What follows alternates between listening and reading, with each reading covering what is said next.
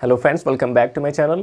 Friends, जैसा कि आपको पता है कि हमने आपको सिंथेसिस का एक्सरसाइज कराया है इसके पहले, जिसमें हमने आपको synthesis of simple sentence, complex sentence और कंपाउंड सेंटेंस, ये तीनों टाइप के सेंटेंसेस के बारे में आपको बताया है। और फ्रेंड्स, अगर आपने वो तीनों वीडियोस देख लिए हैं तो आपको सिंथेसिस के बारे में बिल्कुल भी चिंता करने की ज़रूरत नहीं है। तो फ्रेंड्स, चलिए अब हम देख लेते हैं ट्रांसफॉर्मेशन के भी एक्सरसाइज। और फ्रेंड्स, वैसे तो ट्रांसफॉर्मेशन में बहुत सारे टॉपिक्स आते हैं, बट इसमें केवल तीन टॉपिक सबसे ज़्यादा इंपॉर्टेंट है, जिसमें पहला है रिमूव टू, और दूसरा है एक्टिव एंड पैसिव वॉइस, और तीसरा है डिग्री ऑफ कंपैरिजन।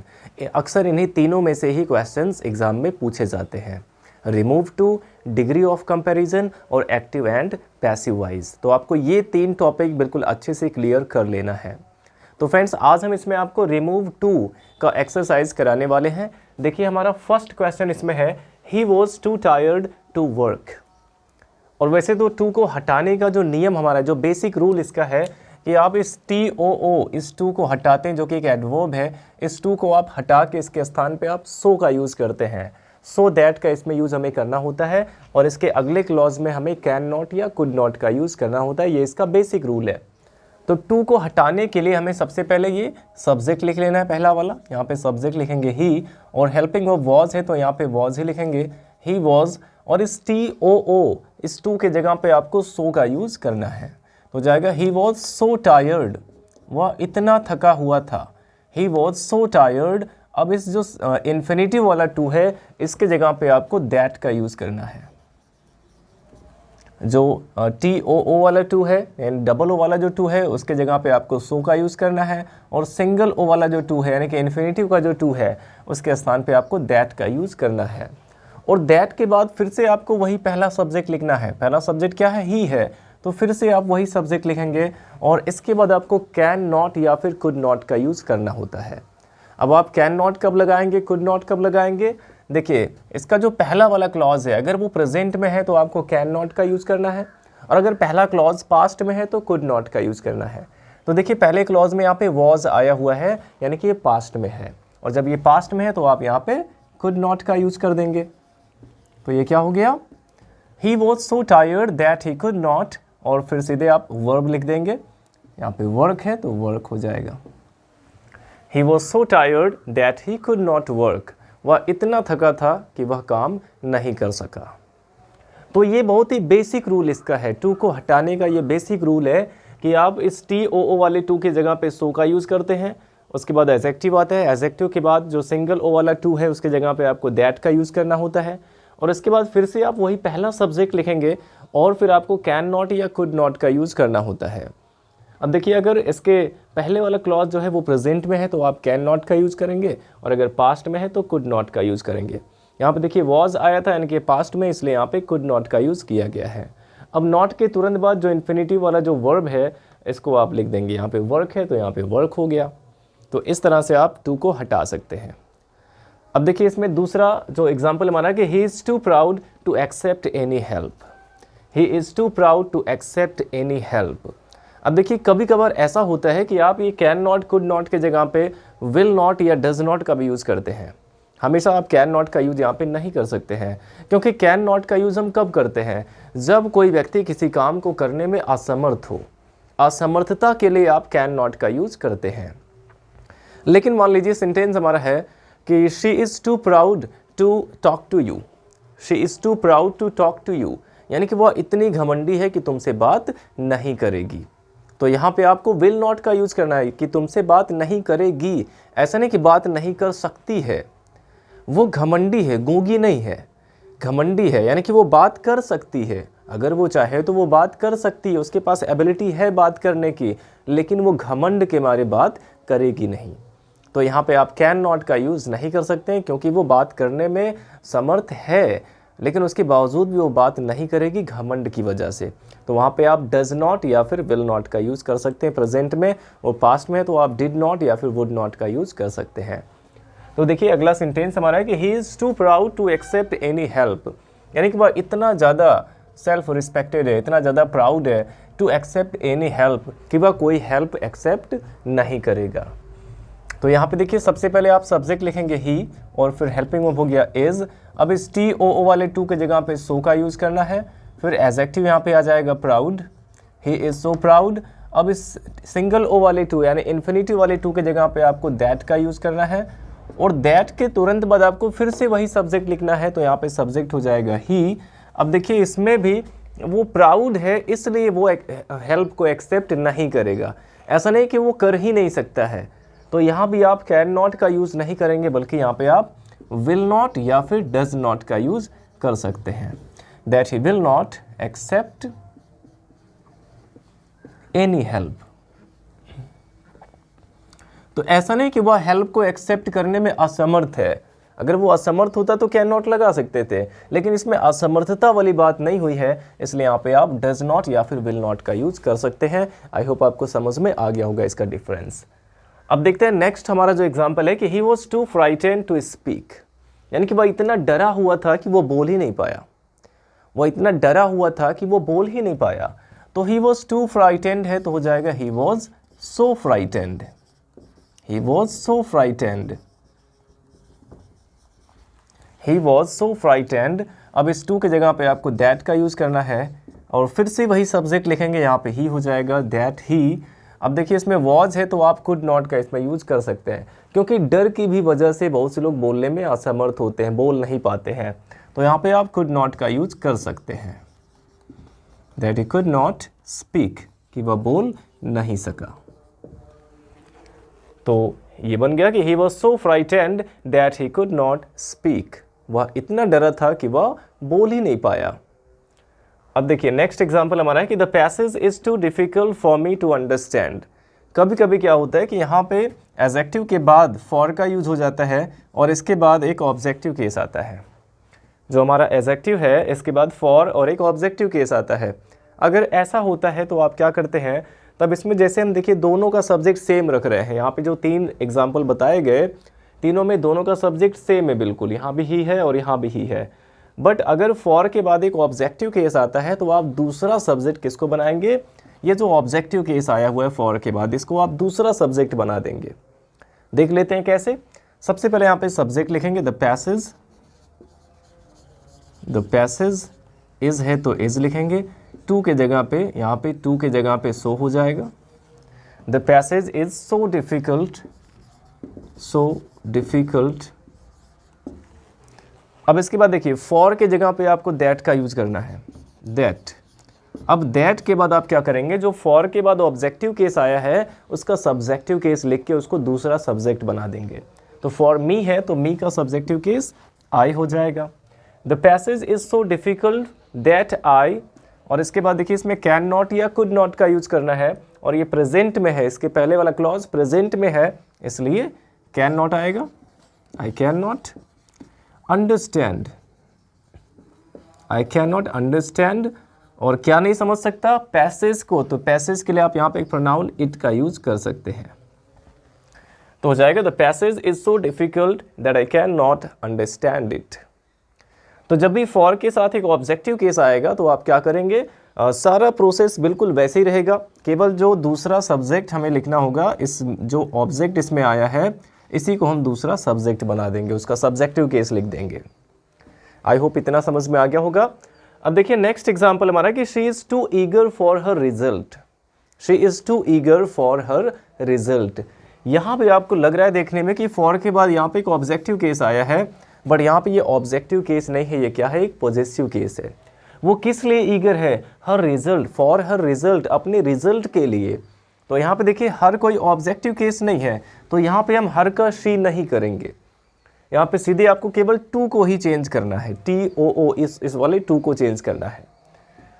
तो जब इसमें इन्फिनिटिव नहीं आएगा, यहाँ पे देखिए इन्फिनिटिव वाला टू नहीं आया है, जब इन्फिनिटिव नहीं आएगा तो आपको क्या करना है, इस टू को हमें चेंज कर देना है वेरी में या फिर एक्सट्रीमली में, वेरी या फिर एक्सट्रीमली में आपको इस टू को चेंज कर देना है। तो या तो आप लिख सकते हैं कि she is very eager for her result, या फिर आप लिख सकते हैं कि she is extremely, she is extremely eager for her result. यहाँ पे आपको कोई भी चेंजिंग नहीं करना है, क्योंकि यहाँ पे ऑब्जेक्टिव केस नहीं है, ये एक पॉजेसिव केस है। तो क्या she is extremely eager for her result, वो अपने रिजल्ट के लिए बहुत ही ज़्यादा उत्सुक है। अब देखिए नेक्स्ट क्वेश्चन है कि it is too cold to go out. कभी कभी ऐसा होता है कि हमें समझ में नहीं आता है कि दूसरा वाला सब्जेक्ट हम क्या लिखें। तो ऐसे ही यहाँ पे एक सेंटेंस है कि it is too cold to go out, यानी कि इतनी ठंडी है बाहर जाने के लिए कि कोई बाहर नहीं जा सकता है। इतनी ठंडी है कि कोई बाहर नहीं जा सकता है। तो यहाँ पे सबसे पहले सब्जेक्ट आएगा इट, अब यहाँ पे इज़ लिखेंगे इट इज़। अब इस टी ओ ओ की जगह पे यहाँ पे सो आएगा, it is so cold, it is so cold. अब यहाँ पे आप दैट का यूज़ करेंगे एडजेक्टिव के बाद, it is so cold that. अब देखिए दैट के बाद हम सब्जेक्ट क्या लिखें ये समझ में नहीं आ रहा है, तो यहाँ पे आप वन को सब्जेक्ट बना दीजिए। जब कोई भी सब्जेक्ट नहीं रहेगा तो आप वन को सब्जेक्ट बना सकते हैं। दैट वन कैन नॉट, क्योंकि ये इज़ है तो कैन नॉट का यूज़ करेंगे, one can not go out. यहाँ पे कोई दूसरा सब्जेक्ट नहीं था तो यहाँ पे हमने वन को सब्जेक्ट मान लिया है। ऐसे आपको करना है। It is so cold that one can not go out. अब देखिए नेक्स्ट एग्जाम्पल हमारा है कि the house is too costly to be purchased. अब यहाँ पे जो सेकेंड वाला यानी इन्फिनिटिव वाला जो टू है, इन्फिनिटिव वाला जो यहाँ पे वर्ब है ये पैसिव वॉइस में है। टू बी परचेज्ड ये पैसिव वॉइस में है। तो आप क्या करेंगे, स्टार्टिंग आपको बिल्कुल वैसे ही करना है। सबसे पहले सब्जेक्ट द हाउस इज़, अब इस टी ओ ओ की जगह पे आ जाएगा so, the house is so costly, so costly. और इसके बाद आपको दैट का यूज़ करना है। यहाँ तक तो बिल्कुल वैसे ही है। अब दैट के बाद आपको फिर से वही सब्जेक्ट लिखना है। तो द हाउस के लिए आप सब्जेक्ट क्या लिख सकते हैं, यहाँ पे प्रोनाउन क्या लिख सकते हैं, इट लिख सकते हैं, दैट इट। अब देखिए जब इन्फिनिटिव जो हमारा है वो पैसिव वॉइस में रहेगा तो आपको कैन नॉट या कुड नॉट वाले क्लॉज को भी पैसिव वॉइस में ही रखना होगा। तो दैट इट, अब यहाँ पे इज़ है तो कैन नॉट होना चाहिए, और कैन नॉट अगर है तो पैसिव वॉइस में क्या करेंगे, इसमें बी जोड़ देंगे तो जाएगा it can not be purchased, it can not be purchased. तो अगर इन्फिनिटिव पैसिव में होगा तो आप कैन नॉट या कुड नॉट वाले पोर्शन को भी पैसिव वॉइस में लिखेंगे, उसके साथ बी लगा के थर्ड फॉर्म लिखेंगे। तो ये हो गया the house is so costly that it can not be purchased, यानी कि वह घर इतना महंगा है कि उसे ख़रीदा नहीं जा सकता है। तो फ्रेंड्स आई होप इतना आपको समझ में आ गया होगा। अब इसके बाद हम कुछ और भी एग्जाम्पल्स देख लेते हैं। तो फ्रेंड्स देखिए हमारा नेक्स्ट एग्जाम्पल है कि the tree is too high for me to climb, the tree is too high for me to climb, यानी कि पेड़ इतना ऊंचा है कि मैं इस पर चढ़ नहीं सकता हूँ। तो देखिए यहाँ पे सबसे पहले यहाँ पे सब्जेक्ट आ जाएगा द ट्री, और फिर यहाँ पे हेल्पिंग वर्ब इज़ लिखेंगे, द ट्री इज़। अब इस टू की जगह पे सो का यूज़ करना है, the tree is so high, यहाँ पे एडजेक्टिव आ गया high, the tree is so high. और इसके बाद आपको फॉर की जगह पे दैट का यूज़ करना है। अब देखिए फ्रेंड्स यहाँ पे दैट के बाद आपको फॉर के बाद जो ऑब्जेक्टिव केस आया इसे सब्जेक्ट बनाना होगा, दूसरा सब्जेक्ट बनाना होगा। तो दैट के बाद आप मी को सब्जेक्ट बनाएंगे तो आई हो जाएगा, और फिर यहाँ पे कैन नॉट या कुड नॉट होना चाहिए, और इज़ है तो कैन नॉट आएगा। तो हो गया the tree is so high that I can not climb, that I can not climb. और ट्री के लिए आप एक प्रोनाउन का यूज़ कर देंगे यहाँ पे इट। तो सेंटेंस हमारा बन गया कि the tree is so high that I can not climb it. अब इसके बाद देखिए नेक्स्ट एग्जाम्पल है कि he is too old to work hard, यानी कि वह बहुत अधिक बूढ़ा है, वो वर्क हार्ड नहीं कर सकता है। तो देखिए सिंपली इसको बनाएंगे, ही इज़, टू के जगह पे सो आएगा, ही इज़ सो ओल्ड, और इन्फिनिटी वाली टू के जगह पे दैट आएगा। दैट के बाद फिर से यही सब्जेक्ट लिखेंगे दैट ही, और देखिए इसमें इज़ है तो कैन नॉट आएगा, he can not work hard, work hard. तो ये तो बहुत ही सिंपल था, he is so old that he can not work hard. अब नेक्स्ट एग्जाम्पल हमारा है कि the problem of population is too serious to be overlooked, यानी कि पॉपुलेशन की जो समस्या है वो इतनी ज़्यादा गंभीर है कि उसे ओवरलुक यानी कि अनदेखा नहीं किया जा सकता है। तो देखिए यहाँ पे सबसे पहले सब्जेक्ट आएगा the problem of population, the problem of population is too serious की जगह पे हो जाएगा सो सीरियस, और फिर यहाँ पे इन्फिनिटिव वाला जो टू है उसके जगह पे आपको दैट का यूज़ करना होगा। तो फ्रेंड्स यहाँ पे देखिए जो इन्फिनिटिव वाला पोर्शन है ये पैसिव वॉइस में है, तो अब दैट के बाद वाला जो क्लॉज है इसको भी पैसिव वॉइस में हमें रखना होगा।